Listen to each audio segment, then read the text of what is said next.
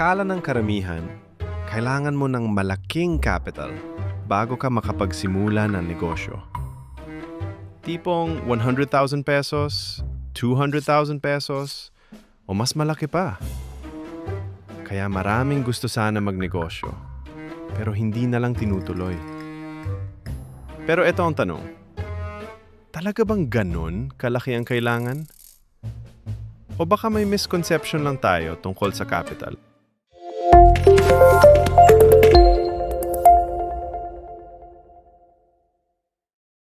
Example ko na lang yung printing business ko. Nung nag-start ako, hindi naman milyon ng capital.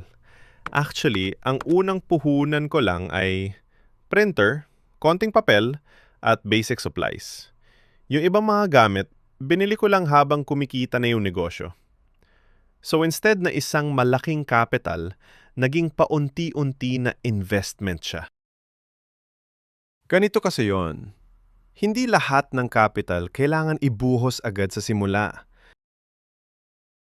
May 3 types ng capital na kailangan sa negosyo. First, starting capital. Ito yung minimum na kailangan para makapag-start. Second, operating capital. Ito yung pera para sa supplies, materials, at expenses para sa daily operations ng negosyo. And third, growth capital.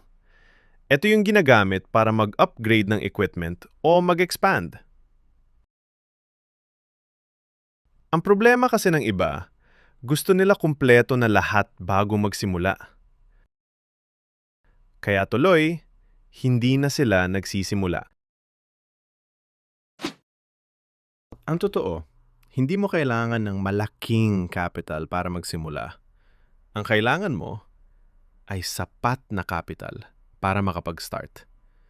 Kasi kapag nagsimula na ang negosyo, yung negosyo na mismo ang tutulong para palakihin ang capital mo. Ang importante, nagsimula ka. Kung gusto mo magsimula ng negosyo, ito ang simple steps. Step 1. I-compute mo kung ano lang talaga ang minimum na kailangan para makapag-start. Step 2. Mag-start ka sa maliit. Step 3. Kapag may benta na, i-reinvest mo yung kita sa negosyo. Ganyan ko rin pinalaki yung printing business ko. Unti-unti lang, hanggang sa lumaki.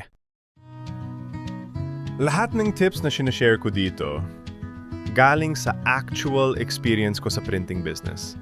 Hindi lang theory, kundi mga bagay na nagwo-work talaga sa negosyo. Kaya kung gusto mong matuto kung paano mag-start at magpalago ng maliit na negosyo, subscribe ka lang. Marami pa tayong pag-uusapan tungkol sa pagnenegosyo.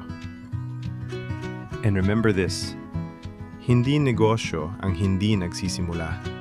Idea lang yon. At ang idea, hindi kumikita. Kumikita lang ang negosyo kapag nagsimula ka. See you sa next video!